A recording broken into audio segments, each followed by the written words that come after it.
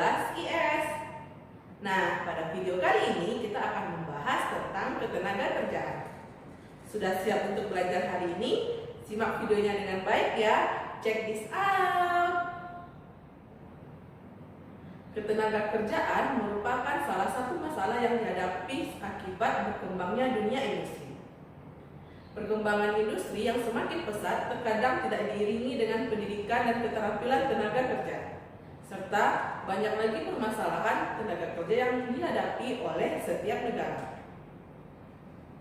Nah, maka dari itu pada video kali ini kita akan bahas tentang ketenagakerjaan, yaitu konsep ketenagakerjaan, jenis-jenis tenaga kerja, masalah ketenagakerjaan, dan upaya meningkatkan kualitas tenaga kerja.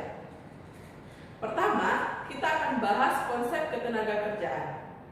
Menurut Undang-Undang Nomor 13 Tahun 2003 tentang ketenagakerjaan itu adalah segala aspek yang berhubungan dengan tenaga kerja pada waktu sebelum, selama, dan sesudah masa kerja. Jadi, yang dibahas dalam ketenagakerjaan adalah semua aspek tentang tenaga kerja dari sebelum mereka bekerja sampai nanti masa sesudah mereka bekerja atau masa pensiun. Maka, pembahasan tentang tenaga kerja tidak lepas dari kesempatan kerja, tenaga kerja, dan angkatan kerja. Pertama, kita akan bahas tenaga kerja. Tenaga kerja adalah setiap orang yang mampu melakukan pekerjaan guna menghasilkan barang atau jasa, baik untuk memenuhi kebutuhan sendiri ataupun masyarakat. Dan menurut BPS atau Badan Pusat Statistik, tenaga kerja adalah seluruh penduduk yang berada dalam usia kerja, yaitu 15 sampai 64 tahun. Selanjutnya ada angkatan kerja. Angkatan kerja menurut BPS adalah penduduk perempuan maupun laki-laki dalam usia produktif atau usia 15 sampai 64 tahun yang sedang bekerja atau mencari pekerjaan. Tetapi tidak semua penduduk usia produktif termasuk ke dalam angkatan kerja.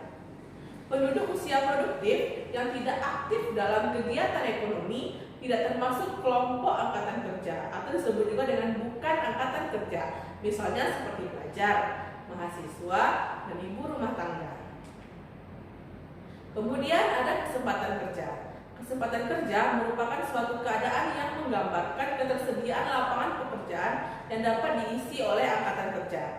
Dengan demikian, kesempatan kerja merupakan lapangan kerja yang tersedia yang siap untuk angkatan kerja. Poin selanjutnya kita akan bahas jenis-jenis tenaga kerja. Dalam kegiatan ekonomi, tenaga kerja dapat dikelompokkan berdasarkan kualifikasi tertentu. Yang pertama ada tenaga kerja menurut keahlian. Tenaga kerja ini dibagi menjadi tenaga kerja terdidik, tenaga kerja terlatih, dan tenaga kerja tidak terdidik dan tidak terlatih. Tenaga kerja terdidik adalah tenaga kerja yang memperoleh keahlian pada suatu bidang melalui sekolah atau pendidikan seperti guru, dosen, pengacara, dokter, dan sebagainya. Kemudian, tenaga kerja terlatih. Tenaga kerja terlatih adalah tenaga kerja yang memiliki keahlian tertentu melalui pelatihan dan pengalaman. Tenaga kerja terlatih pada umumnya tidak membutuhkan pendidikan, karena yang diperlukan adalah latihan dan pengalaman seperti sopir, juru masak, montir, pelukis, dan sebagainya. Selanjutnya, tenaga kerja tidak terdidik dan tidak terlatih. Tenaga kerja ini hanya mengandalkan tenaga saja, contoh kuli bangunan, buruh tani, buruh pabrik, dan sebagainya. Jenis tenaga kerja selanjutnya yaitu tenaga kerja berdasarkan sifat. Pertama ada tenaga kerja rohaniah atau non-fisik, yaitu tenaga kerja yang dalam pekerjaannya lebih banyak menggunakan proses pemikiran, gagasan, ide, dan sebagainya.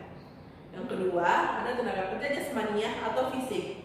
Tenaga kerja ini menggunakan tenaga fisik dalam pekerjaannya. Setelah itu, kita akan membahas masalah ketenagakerjaan. Banyak masalah mengenai tenaga kerja yang dihadapi oleh setiap negara, apalagi negara berkembang. Pertama, jumlah angkatan kerja tidak sebanding dengan kesempatan kerja. Setiap tahun sekolah atau perguruan tinggi mencetak ribuan lulusan. Mereka yang telah menyelesaikan pendidikan tersebut siap untuk bersaing di pasar tenaga kerja. Namun, jumlah angkatan kerja tidak seimbang dengan jumlah lapangan pekerjaan yang tersedia, sehingga kondisi ini akan menimbulkan kesenjangan dan meningkatkan jumlah pengangguran. Masalah yang kedua yaitu mutu dan kualitas tenaga kerja yang relatif masih rendah. Kondisi ini menyebabkan banyak kualifikasi tenaga kerja tidak sesuai dengan kebutuhan dunia kerja. Rendahnya mutu dan kualitas tenaga kerja dapat membatasi macam pekerjaan yang dapat dilakukan sehingga persaingan semakin sulit dan ketat. Yang ketiga, upah yang masih rendah. Upah sebagai imbal jasa diterima oleh tenaga kerja atas jasanya dalam produksi. Jumlah penawaran tenaga kerja yang melebihi jumlah permintaan menyebabkan upah yang diterima tenaga kerja menjadi rendah. Yang keempat, persebaran tenaga kerja tidak merata. Penyebaran tenaga kerja tidak merata karena kegiatan ekonomi masih berpusat di kota besar, sehingga tenaga kerja yang memiliki latar belakang pendidikan tinggi akan terfokus pada daerah dengan kepadatan penduduk yang tinggi atau di kota-kota besar. Yang kelima, perlindungan kesejahteraan tenaga kerja yang belum maksimal. Hal ini dapat terlihat dari standar upah yang masih rendah, kondisi tempat kerja yang buruk, dan ketidakadilan dalam dunia kerja. Jadi, itu masalah dalam ketenagakerjaan. Untuk mengatasi masalah tersebut, ada upaya yang dapat dilakukan. Upaya yang dapat dilakukan untuk meningkatkan kualitas tenaga kerja.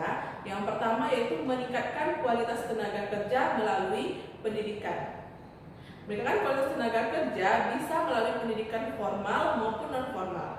Pendidikan bertujuan untuk membekali atau menambah keahlian dan keterampilan serta pengetahuan dari tenaga kerja tersebut. Yang kedua, meningkatkan kualitas kesehatan masyarakat. Tenaga kerja dengan kualitas kesehatan yang kurang baik, mereka tidak akan dapat bekerja dengan optimal. Oleh karena itu, peningkatan kualitas kesehatan dapat dilakukan dengan penyediaan sarana kesehatan yang bagus, perbaikan gizi, pemberian jaminan sosial kesehatan. Yang ketiga, menyelenggarakan program pemagangan. Pemagangan merupakan latihan kerja langsung di tempat kerja untuk meningkatkan pengalaman dan profesionalisme yang dibentuk melalui dunia kerja. Nah, kira-kira apalagi ya langkah-langkah lain yang dapat dilakukan untuk mengatasi masalah ketenagakerjaan? Bisa tulis di kolom komentar ya. Oke, sekian materi kita pada video kali ini. Saya yakin Anda semua dapat memahami materi pada video ini.